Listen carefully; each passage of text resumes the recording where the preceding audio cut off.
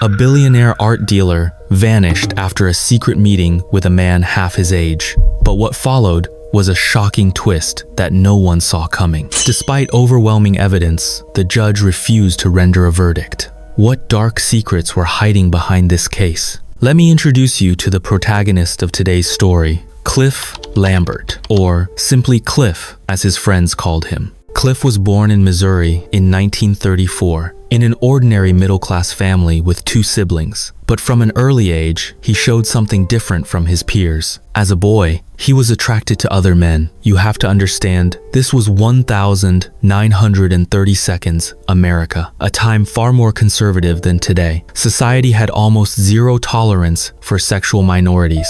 Homosexuality was an unspeakable word, and gay people were seen as aberrations. But Cliff didn't care. He cut ties with his family and came out publicly, something that took extraordinary courage. After this, Cliff pursued a career in art. Perhaps this struggle between body and soul found perfect expression through his work. He soon became famous for his ability to replicate masterpieces with stunning accuracy, perfect one-to-one copies of great artists' works. Building on his reputation, Cliff accumulated considerable wealth. By 1980, AIDS was sweeping through America like a plague, and the gay community became a target of public hatred. To escape this climate of fear and discrimination, Cliff fled to California, settling in Palm Springs as his safe haven and stage. Here, he crafted a carefully curated persona, wealthy, witty, well-connected. He loved telling stories about playing cards with Jackie Kennedy and Lucille Ball. Every item in his home, from furniture to silverware, had a fascinating backstory behind it. In Palm Springs, he met Travis, a man 34 years his junior. At first, they both believed they'd found their soulmate, but this scene was full of excess and indulgence. After their initial honeymoon phase, they began judging each other's chaotic personal lives and demanding exclusivity. In 2006, they officially broke up. Yet, love left lingering traces. Friends repeatedly witnessed them arguing, breaking up, then reconciling. This pattern continued until 2007, when Travis tragically drowned in his own swimming pool. In that moment, Cliff's vibrant, colorful life suddenly plunged into profound loneliness. Friends noticed that the once lively, talkative Cliff had become withdrawn and silent. It suddenly struck them. He was already 74 years old, hoping to restore meaning to his life. His friends decided to set him up with someone new. Although the internet wasn't as advanced as today, online dating sites already existed. With encouragement from his friends, Cliff created a dating profile, hoping to find a new partner and leave the past behind. What he didn't know was that this seemingly innocent decision would pull him into a web woven from lies, deception, and violence. In the spring of 2008, Cliff met a young man online named Danny Garcia. Danny was in his early 20s, from San Francisco. He seemed to possess endless energy, clever, talkative, well-traveled, and generous. He told Cliff that he was a victim of a scam by high-tech investor Thomas White and had received a $500,000 settlement. He'd take Cliff skydiving, bungee jumping, doing all the things young people should do. Gradually, Cliff was drawn in by Danny's joy and began to emerge from his grief. 2 months later, Cliff invited Danny to stay at his home in Palm Springs. But not long after, something felt off. Danny kept casually bringing up his grand business plans, hinting that Cliff should invest money. Cliff was 74 years old, no fool to be blinded by love. He quietly used his connections to investigate Danny. He quickly discovered that Danny's supposed settlement was completely fabricated. The guy was simply a con artist. Realizing he'd been deceived, Cliff kicked Danny out of his home and angrily called him a parasite. This rejection was a humiliation that cut deep into Danny. A seed of revenge began to grow in his mind. But Danny couldn't execute a major plan alone. He needed an accomplice, and he thought of someone, Kasha Narula. In certain circles in San Francisco, Kasha Narula's name always appeared alongside luxury and mystery. He claimed to be an exiled Nepalese prince, dressed in expensive clothes, spoke with elegance, and frequented the famous Castro neighborhood bars, buying rounds for everyone, spending money like true royalty. Of course, this was all fabricated. Kasha Narula was no Nepalese prince. He was simply a con artist, a predator skilled at identifying and exploiting human weakness. More terrifyingly, he wasn't just active in this one case. His criminal history spanned his entire adult life. There's evidence he once impersonated a lawyer and defrauded a Japanese tourist of over $500,000. He'd pretended to be engaged to her, all to steal her wealth. He'd pose as a real estate developer, investment advisor, nobleman, anything to achieve his goals. The two quickly joined forces. Danny told Narula about Cliff, a wealthy, aging art dealer, a lonely billionaire. They hit it off immediately and began crafting their plan. In November 2008, Narula called Cliff. This time, he wasn't a prince, but Samuel O'Brien, a lawyer representing the estate of a deceased art collector. This collector, Narula explained, had once been Cliff's friend and had now passed away. But in his will, he'd left Cliff some valuable artwork. Narula said Cliff only needed to sign some documents to inherit the pieces. It was a classic con, exploiting greed and hope. A free inheritance, priceless artwork. For an art dealer, it seemed like a gift from God.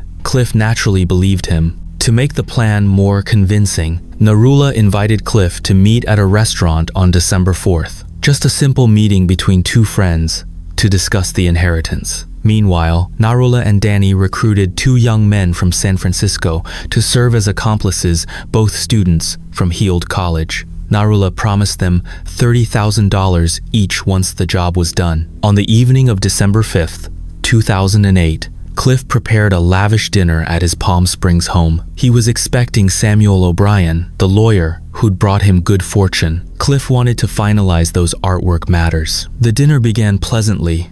They drank, chatted, and appeared like genuine business partners. After the meal and drinks, as Narula excused himself to the restroom, he opened a window and let the accomplices inside. The 4-year-old Cliff had no chance to resist. What followed was brutal restraint and torture. After extracting the information they wanted, they showed no mercy, driving a knife into his heart. What happened next demonstrated the cold-bloodedness and methodical nature of these criminals. Cliff's body was rolled up in a carpet, then stuffed into the trunk of his own Mercedes. They drove north toward a desolate area near Los Angeles. In a place where no one would find it, they dug a shallow grave and buried Cliff. Using information they'd obtained, Danny then registered a bank card in Cliff's name and transferred the only $200,000 in his account. But this amount fell far short of their expectations, not because it was too much, but because it was too little. These criminals had risked murder for what they imagined would be a lifetime of wealth to disappear with. Yet, their fantasies were shattered.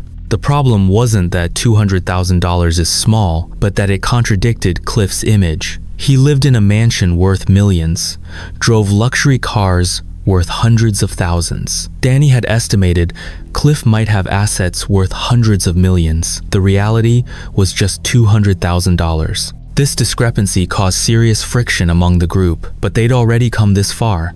Complaining wouldn't help, so they turned their attention to the luxurious paintings decorating his rooms. However, upon examination, they discovered the paintings were forgeries, Cliff's own reproductions. While worth something, they were nowhere near the value of originals. With no other options, they forged identities and began using Cliff's credit cards. Within just 3 days, they maxed them out, converting the charges into jewelry, gold, and other valuables. As time passed, Cliff's friends gradually noticed something was wrong. After 2 weeks, they called the police. When officers arrived at Cliff's home, they found it nearly emptied. This immediately raised red flags. During their follow-up investigations, a neighbor mentioned seeing a truck entering Cliff's property days earlier, though they didn't know what it was doing. Police suspected Cliff might have been kidnapped, but they found no signs of struggle or blood in his home. Without concrete evidence, perhaps Cliff had simply moved without telling anyone. Time moved forward to January 2009. Police received a call from a lawyer. He said he'd been contacted by an Egyptian prince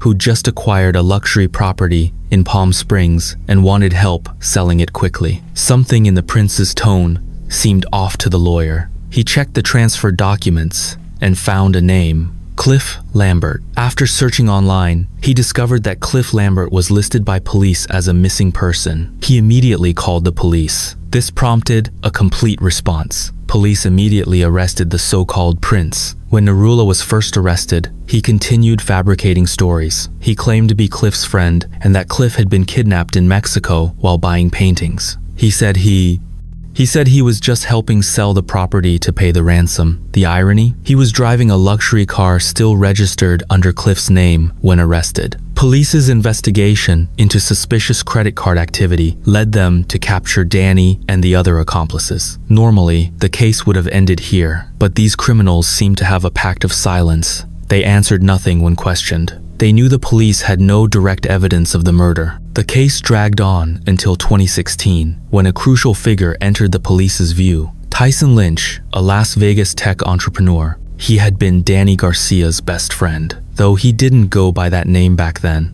Interestingly, Danny's unsuccessful con on Cliff had worked perfectly on Tyson, scamming him out of $500,000. This was actually the true source of the money Danny had used. When the news of Danny's arrest appeared, Lynch realized he had to do something. He contacted the police and provided valuable information about Danny's criminal patterns. But the most damning evidence came from a field that was cutting edge at the time: mobile forensics. This may have been one of the first murder cases in America to be cracked by downloading and analyzing first-generation iPhone text messages. Investigators found a hacker who successfully cracked Danny Garcia's phone, recovering over 32,000 deleted text messages. Some of these messages read like a real-time crime novel, documenting every step of the operation. Two messages were especially damning. One from Narula to his accomplice the night of the murder: "Do it now, use the knife." Another from Danny to Narula: "After the murder, you're sure everything's been cleaned up?" These messages were undeniable proof that they were Cliff's murderers. Despite building an increasingly solid chain of evidence, the prosecutor faced a monumental challenge. This was a bodiless murder case.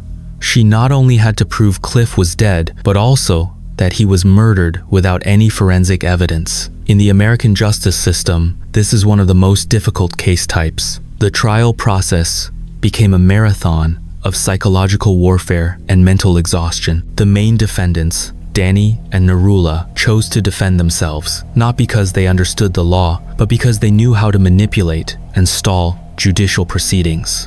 Over more than 2 years, they submitted countless absurd motions, cycled through 9 court-appointed lawyers, and appeared in court 128 times. They even served the prosecutor, De Maria, with a lawsuit accusing her of prosecutorial misconduct right before she was about to give her opening statement, trying to shame and intimidate her in front of the jury. The prosecutor herself received death threats from prison and was forced to leave her home and stay in a hotel for a time. But no one knew an even bigger scandal was coming. In late 2016, Narula submitted a new trial request. He claimed the judge presiding over the case, Judge David Dunning, was biased against him. He provided a recording in which Judge Dunning discussed Narula's homosexuality and HIV-positive status. When a court clerk mentioned that Narula likes to lick envelopes, Judge Dunning responded, "My God, who knows where his tongue has been? For that reason, I don't like to touch or read anything he gives me. I reject this guy's materials. This is a tough world, folks." In another recording, Dunning used vulgar language to describe the defendants, saying they can submit whatever they want, but I won't approve anything. This recording sparked massive public backlash. At a time when the LGBT movement was sweeping across America, any statement against this community would be branded as discriminatory. The judge lost his job and was imprisoned. In 2020, a new judge, a vegetarian, lesbian, Christian, environmentalist female judge, took over the case. She overturned the murder charge against all 4 defendants, claiming misconduct in the previous judicial proceedings. This triggered another 2 years of legal battles. In 2022, Narula was killed by another inmate in custody, apparently because the other prisoner thought he talked too much, always bragging about his past experiences. Finally, standing in court was the mastermind Danny Garcia and his 2 accomplices. In July 2025, all 3 were convicted of first-degree murder and sentenced to life imprisonment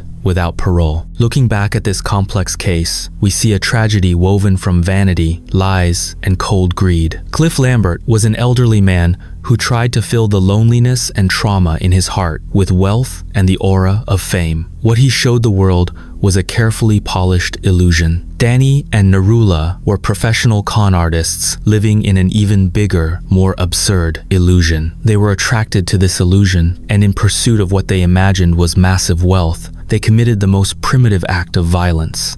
The tragedy and the irony, the treasure they killed for never existed. Cliff's artwork was all counterfeit. His bank accounts were far from what they'd imagined. His greatest asset was perhaps the carefully cultivated billionaire persona itself, and ironically, it was this very illusion that ultimately brought about his death. That concludes today's story. I hope you all found it compelling. Please like, comment, and subscribe. Your support means everything. Thank you for watching, and I'll see you in the next video.